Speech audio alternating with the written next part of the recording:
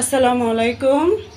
সবাই কেমন আছেন? আল্লাহর রহমতে আশা করি সবাই ভালো আছেন। এই যে আমি আরেকটা রান্না নিয়ে আপনাদেরকে দেখানোর জন্য চলে আসলাম। এখানে প্রথমে পাইপেন বসা দিলাম, এরপর সয়াবিন তেল দিয়ে দেব। আজকে আমি শুধু নিরামিষ সবজি রান্না করব। তো আমি কি মশলা দিয়ে করব সেটাই আপনাদেরকে দেখাবো। প্লিজ আপনারা স্কিপ করে যাবেন না, পুরো ভিডিওটা কষ্ট করে দেখে নেবেন। এই যে নিরামিষ সবজির মধ্যে তেজপাতা দিলে ভালো লাগে, তাই একটা তেজপাতা কেটে দিয়ে দিলাম। তারপর পেঁয়াজ কুচি দিয়ে দেব। ভাজা ভাজা হওয়ার পরে এবার আমি দিয়ে দেব এই 4 চামচে 2 চামচ রসুন বাটা, আধা চামচ থেকে একটু বেশি আদা বাটা, এগুলো দিয়ে দেব। এবার আদা রসুন পেঁয়াজ একসাথে আবার সয়াবিন তেলের মধ্যে একটু ভেজে নিই। এই যে আদা রসুন পেঁয়াজের গন্ধটা যাওয়ার পরে এবার আমি গুঁড়ো মশলাগুলো দিয়ে দেবো। এর আগে দেখাচ্ছি। এই যে দেখুন, এখানে সিম আর আলু হবে 1 পাওয়ার মতো, সিমও হবে 1 পাওয়ার মতো, আবার বরবটি সিমও আছে 1 পাওয়ার মতো। এভাবে আন্দাজ করি আমি একটু ডালও দিয়ে দিলাম। মুগ ডালগুলো ভালো করে ভেজে নিছি। ভাজার পরে এটা ধুয়ে রাখছি পরিষ্কার করে। এই অনুযায়ী আমি মশলাগুলো দিচ্ছি। আপনারা যদি করে থাকেন এইভাবে মশলা দিবেন, আর যে যতটুকু রান্না করবেন ততটুকু আন্দাজ অনুযায়ী মশলাগুলো দিবেন। এই যে এখানে এই 4 চামচে 3 চামচ কাঁচামরিচ বাটা, 1 চামচ গুঁড়ি মরিচ আর 1.5 চামচ হলুদের গুঁড়ি, এগুলো দিয়ে দেব। এবার একটু পানি দিয়ে দেবো। এবার মশলাটা ভালো করে কষিয়ে নিই। আমি এখানে আরেকটা খুবই ইম্পর্টেন্ট মশলা দেব, এটা দিয়ে সবজিটা অনেক ভালো লাগে। দেখুন, ইম্পর্টেন্ট মশলা বলছি তাই বলে মনে করবেন না কিছু। এই দেখুন, এটার জন্যই বলছি আমি। এখানে তরকারির আন্দাজ অনুযায়ী লবণ নিয়ে নিলাম। আর এটা হচ্ছে রাঁধুনিটা আমি পাটায় বেটে নিছি। এখানে দিছি এই যে এই 4 চামচ, এটাই আধা চামচ হবে, দিয়ে দিলাম। আর লবণটাও দিয়ে দিলাম। এবার একটু ভালো করে এটা 1 মিনিটের মতো কষিয়ে নেব। আবার একটু পানি দিয়ে দিই, মশলাটা নিচে লেগে যাচ্ছে তাই।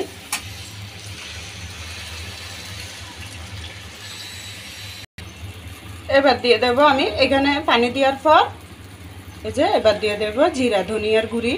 তেলে রাখছি, তেলার পর এটা ব্লেন্ডার করে রাখছিলাম, পুরো 1 চামচই দিলাম। এই যে মশলাটা 1 মিনিট কষানোর পরে দেখুন তেল উঠে গেছে। এবার আমি দিয়ে দেব মুগ ডালগুলো। এবার মশলার মধ্যে ডালগুলো ভালো করে একটু কষিয়ে নিই। আপনারা চাইলে রাঁধুনি যদি না খান, রাঁধুনি না দিয়ে শুধু জিরা ধনিয়া বাটাও দিয়ে করতে পারবেন, বা ব্লেন্ডারে গুঁড়োও দিতে পারবেন। আর আমি তেজপাতা দিয়েছি। তেজপাতা যদি আপনারা পছন্দ না করেন তাহলে আপনারা পাঁচফোড়নও দিতে পারেন। যে যেভাবে পছন্দ করে এভাবে খায়, আমি যেভাবে পছন্দ করি এভাবে দিছি।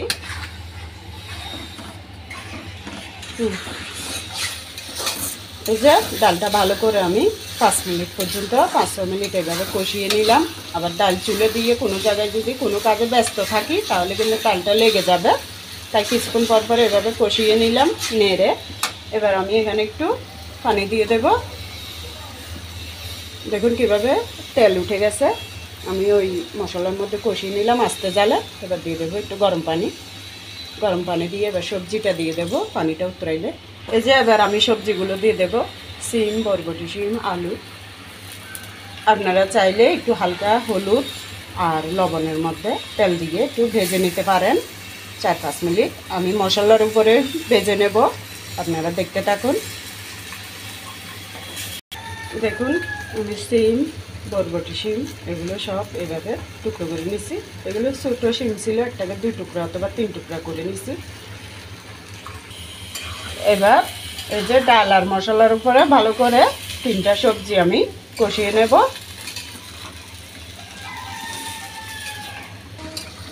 এই যে দেখুন, তরকারি অনুযায়ী যতটুকু দেখাইয়ে পানি দিছে আপনাদেরকে মশলার মধ্যে অতটুকু, আর তরকারি এইভাবে দেখুন পানি বের হয়ে এতটুকু হয়েছে। এর মধ্যে আমি ভালো করে এটা 5 মিনিট পর্যন্ত কষিয়ে নেব।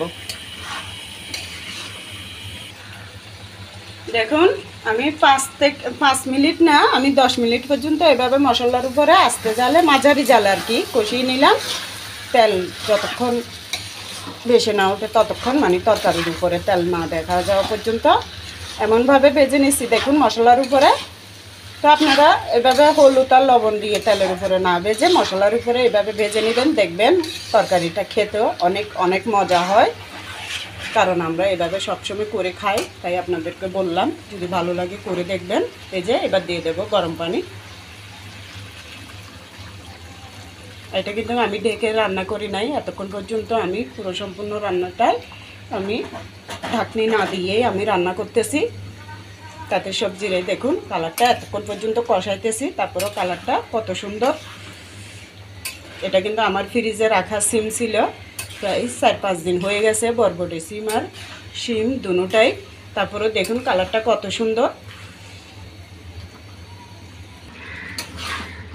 দেখুন আমি এভাবে আরও 15 মিনিট পর্যন্ত যে পানি দেখাইছি আপনাদেরকে দিয়ে, ওই মশলার পানির মধ্যেই আমি আরও 15 মিনিট এভাবে আস্তে জালে কষি ভালো করে রান্না করে নিছি। কেননা মুগ ডালটা ভাজার পরে একটু সিদ্ধ করতে অনেক সময় লাগে। এখন কিন্তু হয়ে গেছে সম্পূর্ণ রান্নাটা। তাই আপনাদের যদি ভালো লাগে আমার এই রান্নাগুলো, সাধারণ সিম্পলি রান্নাগুলো যদি ভালো লেগে থাকে, তাহলে সাবস্ক্রাইব করে লাইক করে আমার পাশে থাকবেন। আমার রান্নাগুলো শেয়ার করে দেবেন যাতে সবার মাঝে পৌঁছাতে পারে। আর কষ্ট হলে আমার ভিডিওটা একবার হলেও দেখে নেবেন। তো কেমন লাগছে কমেন্টে জানাবেন। আল্লাহ হাফেজ, আসসালামু আলাইকুম। আপনাদের যদি ধনিয়া পাতা থাকে ধনিয়া পাতা দিয়ে একটু, আমি এমনও সময় ধনিয়া পাতা না থাকলে কোনো কোনো তরকারিতে দিতে পারি না, তবে আমার ধনিয়া পাতা খুবই পছন্দের। আজকে কিন্তু টমেটোও দিলাম না। তো সব ঠিকঠাক হয়েছে, লবণ টমেটো ঠিক আছে। আপনারা একবার হলে করে দেখবেন, খুবই ভালো লাগে এসব নিরামিষ তরকারি। তো সবাই ভালো থাকবেন।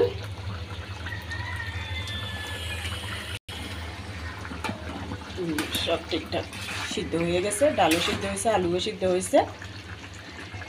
চুলাটা বন্ধ করে দেবো। আপনারা যেভাবে ঝোল খাবেন ওভাবে ঝোল রাখবেন। এটা ডালের তরকারি তো, আর ঠান্ডা হলে আরও টেনে কমে যাবে।